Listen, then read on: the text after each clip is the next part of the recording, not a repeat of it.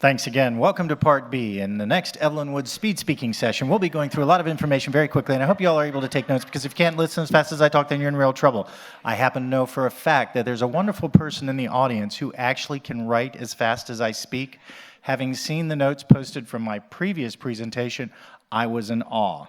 So we are going to blaze through this morning. The wonderful thing about presentations where we're all talking about stuff that makes sense, when we start our presentations and we start looking at the information, wow, didn't Sharon just say this? I can skip this entire slide. Volunteers, what she said, we're good, let's move on. How about off-site pet adoptions? When we're talking about getting to zero, one of the things that we need to focus on, as Sharon mentioned in her previous presentation, is don't rely on one location. If you're looking to go buy a soda, there's a convenience store pretty much every half block here, along with a massage parlor and some noodle restaurants. So you can find something and you only have to walk 25 or 30 feet. Well, in the pet industry, we don't seem to keep up with that very well. So we need to find new locations and new places to make our animals, our inventory available. We do look at things like veterinary hospitals. We do look at pet shops, because you know what? We're competing with them, and they have a pretty bad image. In our country, pet stores traditionally have been the puppy mill outlet mall. If you got a dog from a pet shop, they probably got it from some backyard or other breeder that was doing a really bad job of taking care of their animals. And after a while, the animal welfare and the animal control industry got through to a few of those folks, and we actually convinced them that, you might want to get your inventory from us. Bigger PR score for them. And for us, it gave us an off-site adoption facility that they took care of, and you know how much it cost us? Nothing. Gosh, you guys were paying attention yesterday. I was always challenged. We were told, in animal control, you're not in the adoption business, you're in the collection business. And I'm like, no, I need to go somewhere with my inventory. So our officers are available at some of these off-site adoptions. We go out there, not only do we assist and facilitate adoptions, we hand out and we educate folks. One of the things we talk about is proper pet care. The only time you want to see me as an officer is when I fill out and complete your registration and your adoption information. You do not want me to knock on your door and go, Mrs. Smith, your dog's been running loose, Sharon, and asking you why this has happened. We have a lot of big box pet stores, and they promote adoptions at their facilities, but we're seeing that model be pushed down to much smaller and smaller venues. So if you have a neighborhood or a city pet shop that's not affiliated with a chain, go in and talk to them and see if you can potentially place a few adoptable animals there. We bring animals to people because, frankly, folks, some people just don't want to go to shelters. Why? Animals die in shelters. It's a gloomy, terrible place. I hate it. I don't want to go there. And, again, echoing back to what Sharon said, a lot of times our councils build our facilities in some very appealing places, next to the local landfill, underneath the airport approach, so that as you're trying to speak to the client, all you hear is that really doesn't do well for us or the animals. So go to where the people are. Taking animals out to public fairs, public events. I understand here it's very difficult to take an animal into a senior or an assisted living facility. In the United States, pets live in assisted living facilities with folks. People live longer if they have a companion animal. There's medical, scientific studies which have been done, not the terrible stuff we're going to talk about later that doesn't have foundation in reality. But people with pets live longer. It reduces stress in their lives. It makes their lives more enjoyable. And they live longer. Not that, some folks in this world really are, it's a little scary there. But going out to the assisted living home with animals for adoption, you can actually accomplish that. Hey, we've got a great fluffy pet for you, and you know what? That dog or cat may end up with a family of 30 or 40 folks. And for some of them, it may be a new dog every day. Hi, this is the new dog. But they'll enjoy it. One of our frequent visitors is our local Bark Park. She's an aide in an assisted living facility, and she has her dog, which is an American Eskimo named Major, big giant white fur ball. And she takes him to work with her every day. He helps the clients and the folks in her facility feel a little bit better each day. She has to continually keep them away from him because they continue to feed him, and he grows like this. But the quality of life that those folks have because they have a dog in their life is exponentially better. When we talk about off-site pet adoptions, we also talk about on-site events. Make your place inviting, folks. Make people want to go there. Advertise it, promote it, make it a place to visit. Our Animal Resource Center in Montgomery County is a place for people and pets. We're a community center. As I said before, we have folks that just come there to visit. The gentleman that comes and sleeps in the cat room, that man is probably enjoying a very happy marriage because every Tuesday his wife doesn't have to put up with him. We have dog walks, we have open houses. Every second Sunday of every month we have what's called Mingle with Our Mutts, where we invite all of the rescue groups who don't have bricks and mortar to come to our facility and hang out. It's a great place to come, and we guarantee you, rain or shine, we have a 100-seat training room that's got floor drains just like the rest of our facility, so if somebody pees or poops, oh well. We actually had a rescue group that said, don't bring dogs that bark. I went to the lady and I said, we want dogs that bark. I want the dog that jumps up and out of the front of the cage and says, pick me, pick me, pick me. And if that's barking and that's what needs to get somebody's attention, bring them. She goes, oh, well, we can't have dogs that are misbehaved. Dude, have you seen my Jack Russell Terriers? Training classes. This is one way we keep people involved. We bring people in. We offer free training classes for the life of their pet if they adopt it from us. We offer free training courses for the life of your pet if you didn't adopt it from us. I see someone over there going, what? You didn't adopt it from you and you give it away? Absolutely. Why? Because I don't want to see your pet in my facility as a surrender. So if you're having problems, call me. Come in and hang out with our behaviorist. No, he's not the guy on TV with the left foot kicking the backside. We actually do positive reinforcement. We deal with behavioral, implementation strategies to keep pets with their owners, not in my shelter. We invite the local dog clubs and the training folks to use our facility, to use our bark park. Several of our dog breed clubs use our bark park for training and agility contests because, heck, it's 10 acres under fence and they can book a part of it and use it for free. How much does it cost them again? Excellent. Moving on from training classes, we do educational outreach. We offer bite education in our schools. We don't want folks' dogs biting people. These educational programs can be offered for community groups. We do it for our postal workers. Again, we do it in our school systems. Anybody that wants to get the training, we're happy to do it. Why? Because if it prevents dog bites, that means my health department is not going to be taking animals for quarantine and bringing them into my facility. We get this funded through grants. It costs us nothing. We promote licensing. This is a great ad that is mailed out from the Spokane animal control folks, Scraps. It says, ID required, proving that you care by licensing your pet today. Now, licensing programs, while they do generate revenue, help us get animals returned to their homes. And we promote licensing heavily. We have a good licensing promotion rate. We do advertising in the newspaper. We do mailers that go home. We do commercials on television. We actually produce those in-house with our director of communications because when she produces a commercial, the commercial costs us. Unfortunately, when you're joking around with the director of communication, and I apologize in advance for the terrible Australian accent, you end up with this. Hey mate, here at the Animal Resource Centre, we're really excited this year about dog licences. Now, we don't licence monkeys like this little green fellow here, but we do licence dogs like this chap here. So if you haven't bought your licence yet this year, run out now. Montgomery County Auditor Carl Keith is really waiting to see you. You can visit us here at the Animal Resource Centre or at outposts far and wide. Don't forget, it's your dog's ticket home.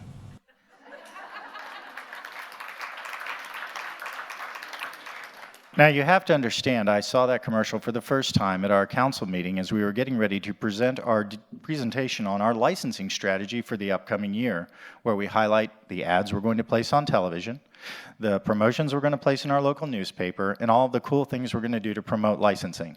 And my communications director sits down and she goes, Mark, you got to see this year's commercial. Oh my God, I'm going to be fired. My county commissioners loved it and wanted to know why it wasn't the one we were using.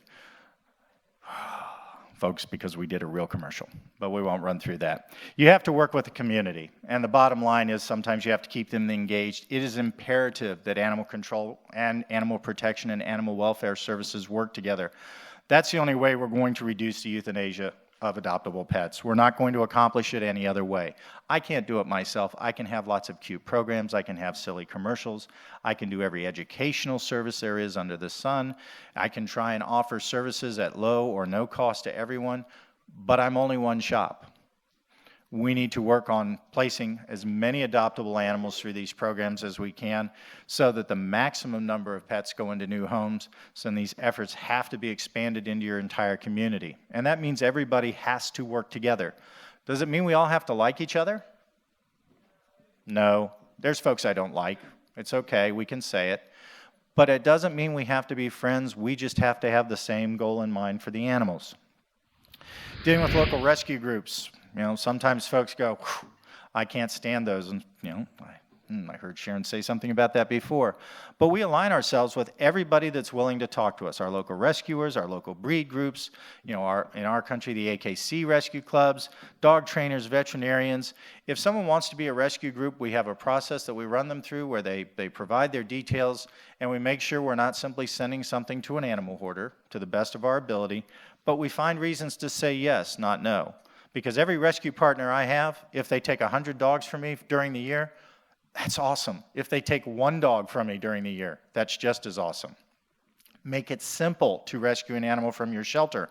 If you are a large animal shelter and you are not working with rescue organizations, you are killing dogs for absolutely no reason. It is a disservice to animals.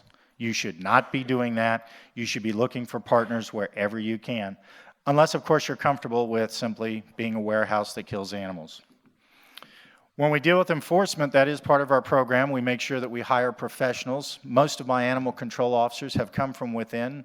They've worked in the animal shelter. They've worked either in their clerical or animal care staff before being promoted to animal control officers.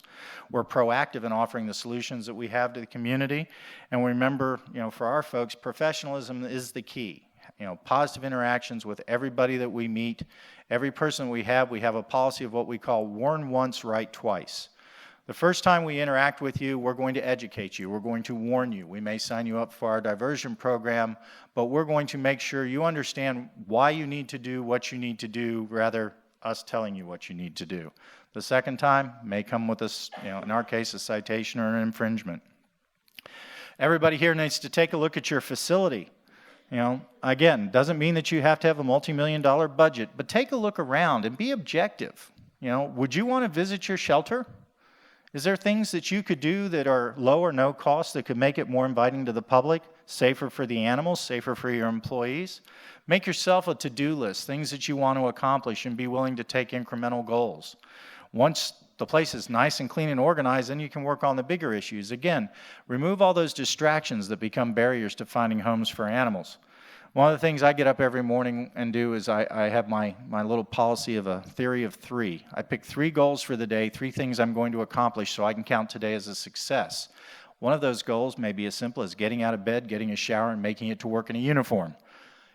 I've made goal number 1. Goal number 2 is I'm going to adopt 1 more animal than I did yesterday. I'll look and see what they did yesterday, and you know what? If that means I have to write a check out of my pocket for somebody's adoption fee, congratulations, goal number 2 has been met.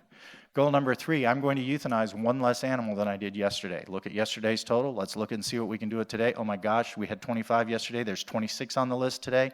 Okay, maybe if I combine that adoption that's going out, I might be able to get 2 and 3 at the same time, but nope, I got to call a rescue group. And you know what? Instead of doing 26, we did 15. That's a heck of a score on goal number 3. Shelters should provide complete, comprehensive, and professional programs and services. Again, you know, we provide a variety of different operations. I know no one can absolutely read that from up there, but hey, it'll be in the presentation proceedings later when Nell gets them all out. Click, there we go.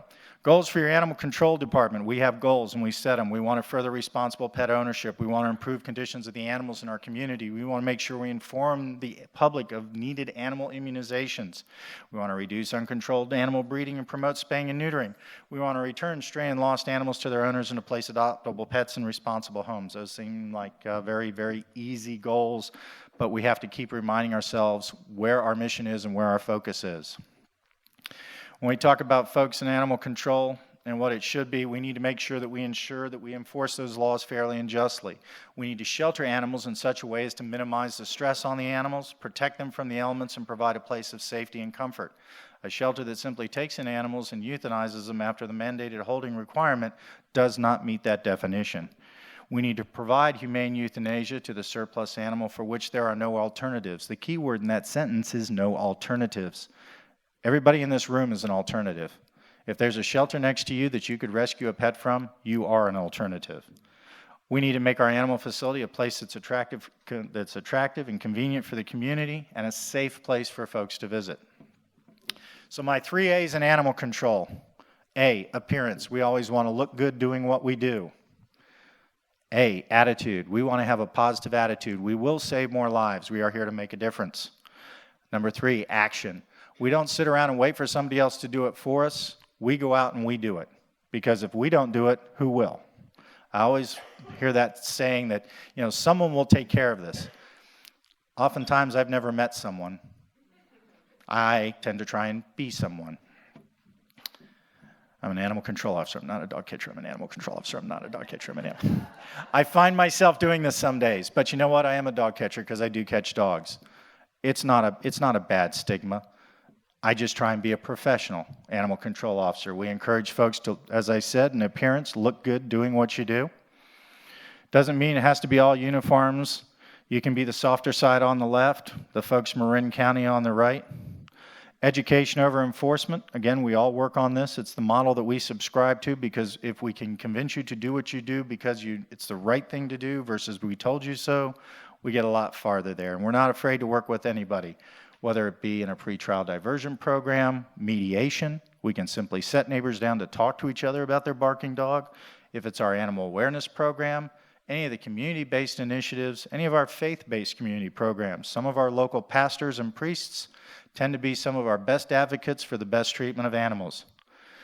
They tend to stand up, they preach on a Sunday, and they'll talk to folks about why they should care for their animals based on a religious tenet. And that may be the way some people are approached and some people are reached. Community task forces, okay? I mentioned we can't do this by ourselves, so get out there and meet your friends. If you have hoarding responses, you're not going to solve that problem with one agency. It's going to take a lot of folks. We've had to deal with these where literally we have brought not only our agency, but police agencies, the humane societies, all of our shelter groups, volunteers, our veterinary community, our police, our fire department, our codes enforcement. Heck, even the Parks and Rec folks showed up with lawnmowers so we could get to the back door.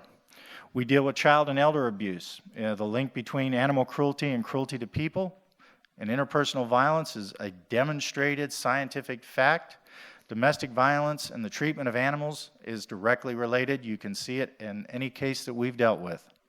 Disaster responses, whether they be natural or unnatural, require more than the resources of one organization.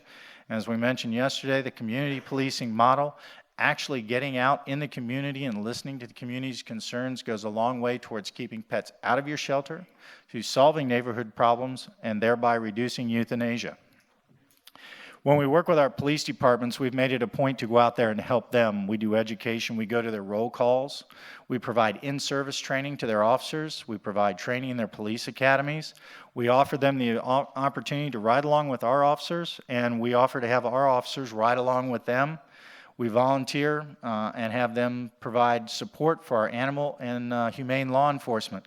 I have cops that like to ride with us because they really get a charge out of enforcing the animal laws. We provide them with training and equipment. Everybody that goes through our police academies, we hand them a leash to make sure they have one. Who would have thought a 35-cent leash would be treated like gold? I have cops come back and go, "Can I get a few more of those?" Why do you want 4 leashes? Guys say, it's really good. We can pick up a dog, I can tie a gate shut, and if I have to hog tie a guy with handcuffs, I can put the leash between his hands and his feet, and I kind of carry him around like this. I don't want to know. But the reason we work with our police departments is they run into a lot of these situations, and it's a lot easier for them. My police departments, they show up and they help my guys. 1 o'clock at night when my guy's on call, the police department, rather than waking him up and making him come to the shelter, I got this. Officer will drive it in, they'll bring it to our police kennels in the evening, put it in there, fill out all the impound information. It's amazing they know how to sex a dog. And it saves us. You know, an average call out for my guys is 4 hours on overtime. It's about $250 every time I call an officer out after hours. That's a $250 savings every time a police officer delivers a dog to the kennel. And you know what? They do just as good a job as my animal control officers. The change can start with one individual. It can start with one department, one agency, or one coalition. Future animal welfare professionals must not forget the past, but rather use it as a benchmark to recognize progress towards the goal of moving out of control and into compassion to help us all in getting to zero. I told you I'd give you a few extra minutes. We'll call it there. Thank you all very much.